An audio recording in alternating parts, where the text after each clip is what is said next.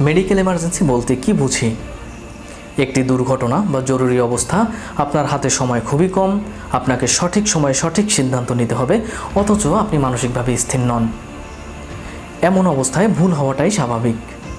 আগে থেকেই যদি আপনার জানা থাকে কোন এমার্জেন্সি কন্ডিশনে আপনাকে স্টেপ বাই স্টেপ কী পদক্ষেপ নিতে হবে, তবে সেই ভুল হওয়ার সম্ভাবনা অনেক অংশেই কমে যাবে এবং পরবর্তীতে চিকিৎসকদের বাদবাকি ব্যবস্থা নিতে অনেক বেশি সুবিধা হবে। এমন কিছু এমার্জেন্সি টপিক নিয়ে আলোচনা করতে চাইল্ডহুড এমার্জেন্সি সিরিজ নিয়ে হাজির হয়েছি। আসসালামু আলাইকুম দর্শক, আমি ডাক্তার মোহাম্মদ আবুল বাশার আরমান, স্বাগতম জানাচ্ছি 5 মিনিট হসপিটালে।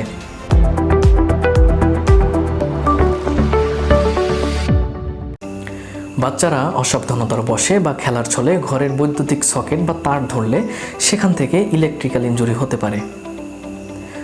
কোনোভাবে বিদ্যুতের সংস্পর্শে আসলে বা কারেন্টে ধরলে বাচ্চার মাসেল স্পাজম হয়, ফলে বাচ্চা ঘটনাস্থল ত্যাগ করতে পারে না এবং অনেক সময় যেখান থেকে শরীরে বিদ্যুৎ প্রবাহ ঢোকে আর যেখান থেকে বের হয় উভয় পাশে আগুনে ঝলসে যেতে পারে। কখনো কখনো বাচ্চার হৃৎপিণ্ড এবং শ্বাসযন্ত্র কাজ করাও বন্ধও করে দিতে পারে।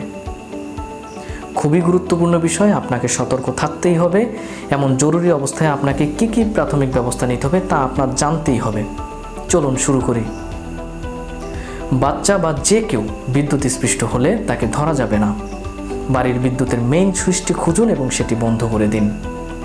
যদি বিদ্যুতের মেইন সুইচটি খুঁজে না পান, তবে অন্তরক বা বিদ্যুৎ কুপরিবাহী, অর্থাৎ যেসব বস্তু থেকে বিদ্যুতের প্রবাহ ঘটে না এমন শক্ত কিছুর উপর দাঁড়িয়ে কাঠের কোনো লাঠি বা শুকনো বাঁশ দিয়ে সাবধানতার সাথে বিদ্যুতের উৎস হতে আক্রান্তকে পৃথক করার চেষ্টা করুন।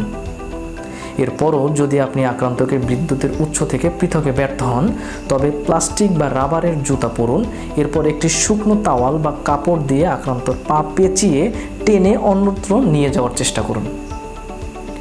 সফলভাবে আক্রান্তকে বিদ্যুতের উৎস থেকে পৃথকের পর তার ভাইটাল সাইনগুলো, অর্থাৎ তাপমাত্রা, পালস, শ্বাস প্রশ্বাসের হার, সম্ভব হলে ব্লাড প্রেশার চেক করুন এবং অতি দ্রুত একজন চিকিৎসকের সাথে অথবা হাসপাতালের জরুরি বিভাগে যোগাযোগ করুন। কিছু গুরুত্বপূর্ণ বিষয় আপনার মনে রাখতে হবে, যেমন কোনো অবস্থাতেই বিদ্যুতের উৎস থেকে আক্রান্তকে পৃথকের আগে আক্রান্তকে ধরা যাবে না। অনেকেই বিশ্বাস করেন যে কারেন্টে ধরলে লাঠি বা শুকনো বাঁশ দিয়ে বেধড়ক পেটাতে হবে। এটা ভুল কথা। আপনার মেইন টার্গেট হবে বিদ্যুতের উৎস থেকে আক্রান্তকে পৃথক করা, পেটানো নয়।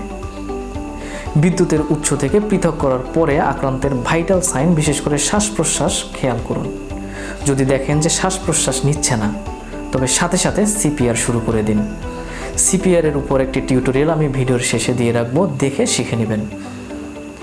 যেসব বৈদ্যুতিক সকেট বা সংযোগ বা তার থেকে বৈদ্যুতিক দুর্ঘটনা ঘটতে পারে সেগুলো খুঁজে বের করুন, ঠিক করার চেষ্টা করুন। এক্ষেত্রে অবশ্যই একজন দক্ষ ইলেকট্রিশিয়ানের সহযোগিতা নিন।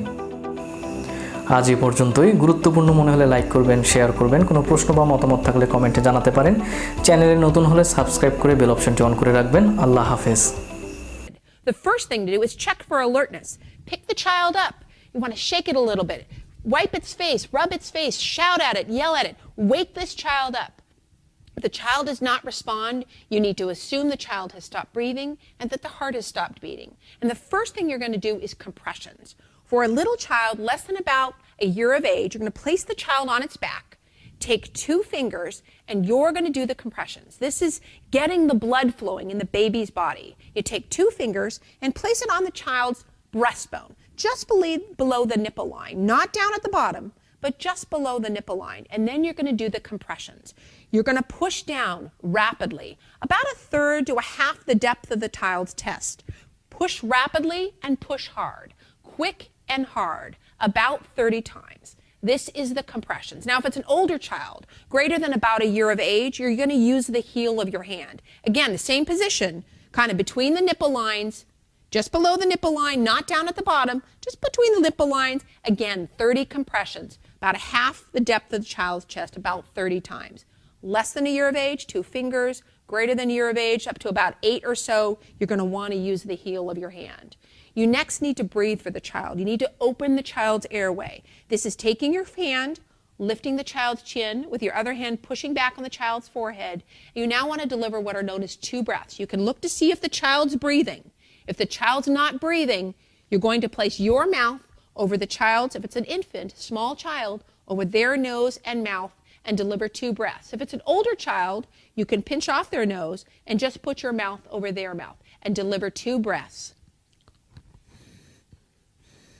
What you're looking for, and you can kind of see it out of the corner of your eye, is really for the chest rise. 2 breaths.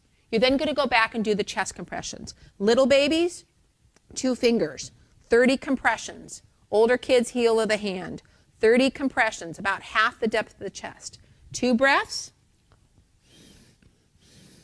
and then compression.